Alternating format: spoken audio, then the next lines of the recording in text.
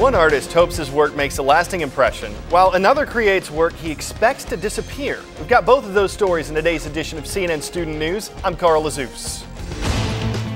The scene, United Nations headquarters located in New York. The players, the UN General Assembly. This is kind of like a student body meeting where everyone's allowed to take the mic and talk priorities. President Obama was one of the first speakers yesterday. He outlined what he called 4 pillars that he believes are important to the world's future. Non-proliferation and disarmament, the promotion of peace and security, the preservation of our planet, and a global economy that advances opportunity for all people. Okay, controversial Iranian President Mahmoud Ahmadinejad got a tough reception. During his speech, a number of groups actually got up and walked out in protest of Iran's policies.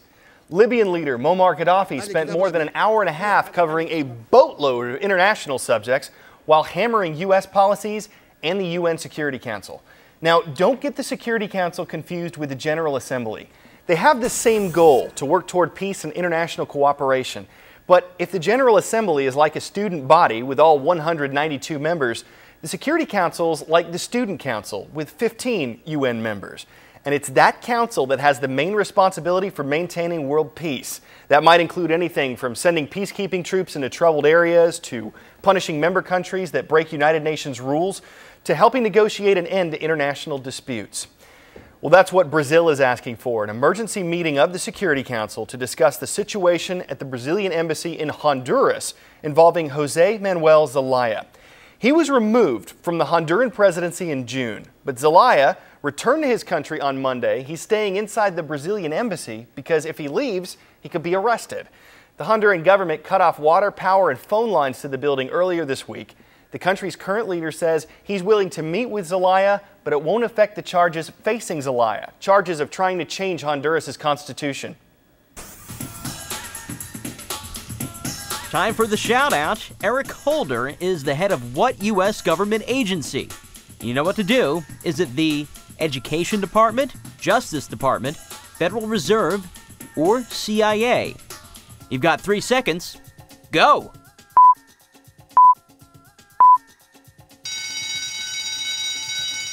As Attorney General, Holder heads up the Justice Department, which is responsible for enforcing U.S. law and protecting the American people.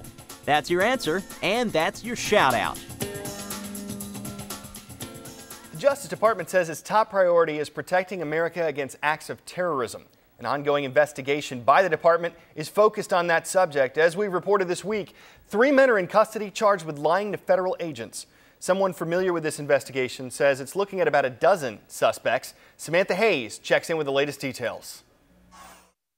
Authorities say more arrests may be coming in a widening U.S. terror investigation. At the center of the investigation, 3 men charged with lying to federal agents. Najibullah Zazi, his father, and Muslim cleric Ahmed Afzali were arrested over the weekend in what the Justice Department has said was a plot to detonate bombs in the United States. They have all denied the allegations. Afzali, who authorities say had been working with the FBI, is accused of trying to tip off Zazi that he was being monitored, a claim his lawyer denies. The authorities generally requested that the imam find out any way he can where Zazi is, where he's been, where he's going, and what he is up to. That's what they wanted to know.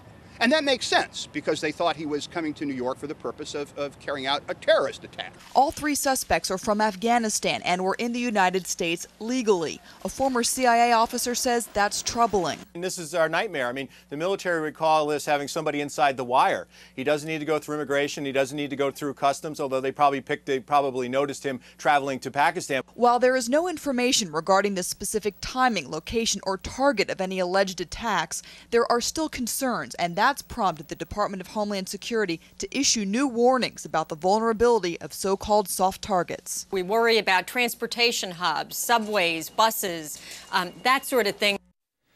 Moving to a different kind of investigation now, where officials in California trying to determine what started a wildfire in Ventura County. The Giberson Fire, named after the road where it started, has been burning for a couple days now, threatening around 1,000 homes.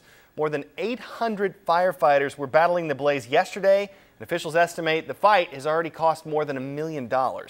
Well, yesterday afternoon, the wildfire was about 20% under control.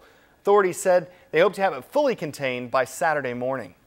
On the other side of the country, floodwaters are starting to go back down in Georgia, allowing some major roads to be open and giving us residents a chance to start a long recovery process. The severe weather claimed at least 9 lives in the state. As of Tuesday afternoon, hundreds of people were still living in shelters.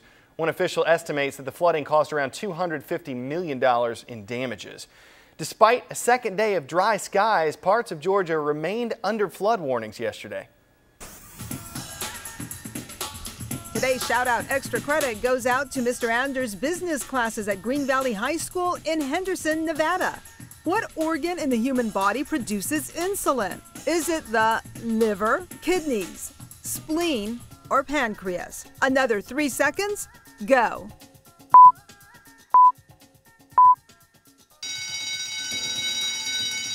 Your pancreas makes insulin, which helps control the level of sugar in your bloodstream. That's your answer, and that's your Shout Out Extra Credit. When your body doesn't process that sugar correctly, usually because there's a problem producing insulin, it's a medical condition called diabetes. 1 in every 300 teens has the disease, and one of them just happens to be a famous musician. As Dr. Sanjay Gupta tells us, the singer is hoping his music can strike a chord with other young diabetics.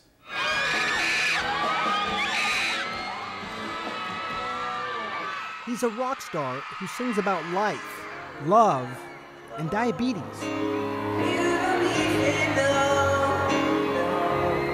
17-year-old Nick Jonas, youngest of the famous Jonas Brothers, was diagnosed with type 1 diabetes 4 years ago. I lost 15 pounds in a total of about 3 weeks.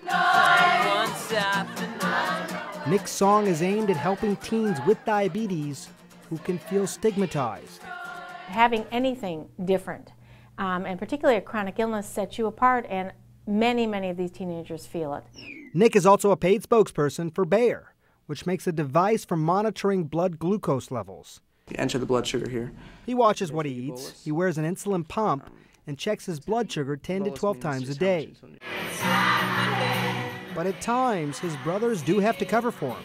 There have been times where I've had them stretch out, they're talking so that I can have a little bit more time to take care of a low blood sugar. Once his readings are healthy again, he gets back to doing what he loves. I think just the fact that I can say, look, you're just like everybody else. You can do what you want to do, and you can do it with diabetes. That's the best thing in the world. All the highs and lows are gone. Dr. Sanjay Gupta, CNN, reporting.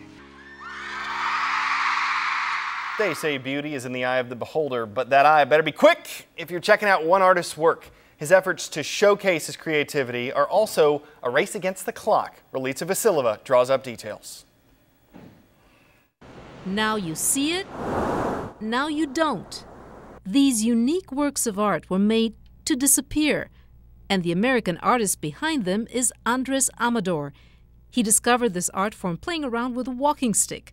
Now Amador's paintbrush is a rake. His canvas, San Francisco's coastline.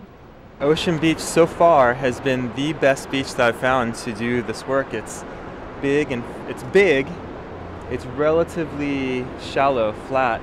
Low tide is when he goes to work. And the space between the high tide and low tide is when my canvas appears. No matter how intricate his geometric sand designs, high tide sweeps them all away. I would be in mid-making it, and a wave would come through and half of it would wash away in an instant, and there's no way to recover it because the tide is coming back. But the tide can take away the photograph that preserves the memory of Amador's art. Relitza Vasileva, CNN, Atlanta. Good stuff, and it makes for a tidy ending to today's show. We'll see you back here tomorrow for our 20th anniversary celebration. I'm Carl Azuz for CNN Student News.